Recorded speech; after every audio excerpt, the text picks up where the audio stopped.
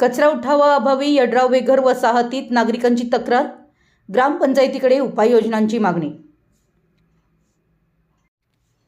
यड्राव येथील बेघर वसाहतीमध्ये नियमित कचरा उठाव होत नसल्यानं परिसरातील नागरिकांना विविध अडचणींना सामोरं जावं लागतंय। कचरा वेळेवर उचलला जात नसल्यानं तसेच गटारांची साफसफाई न झाल्यामुळं परिसरात दुर्गंधी पसरली असून डासांचा प्रादुर्भाव वाढल्याचं नागरिकांनी सांगितलं। वस्तीमध्ये कचरा टाकण्यासाठी स्वतंत्र जागेची व्यवस्था नसल्यामुळं नागरिकांना पर्यायानं रिकाम्या प्लॉटमध्ये कचरा टाकावा लागतोय। मात्र कचरा उठाव होत नसल्यानं हा कचरा साचून राहत असून त्यामुळं आरोग्यविषयक समस्या निर्माण होत असल्याची भावना स्थानिकांनी व्यक्त केली आहे।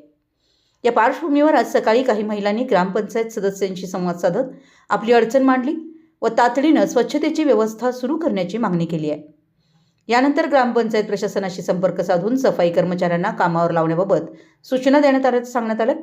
दरम्यान महिलांच्या तक्रारीनंतर घंटागाडी घटनास्थळी दाखल झाली। यावेळी सफाई कर्मचाऱ्यांनीही आपल्या कामकाजासंदर्भात काही अडचण असल्याचं सांगितलं। प्रशासन, कर्मचारी व नागरिक यांच्यात योग्य समन्वय साधला गेल्यास ही समस्या लवकर सुटू शकते असं मत नागरिकांनी व्यक्त केलं। एकीकडे आरोग्याच्या समस्या तर दुसरीकडे व्यवस्थेतील अडचणी यामुळे यड्राव बेघर वसाहतीमधील स्वच्छतेचा प्रश्न गांभीर्याने पुढे आलाय। ग्रामपंचायतीनं नियमित कचरा उठाव, गटारी सफाईची व घंटागाडीची कायमस्वरूपी व्यवस्था करावी अशी मागणी नागरिकांकडून होते आहे।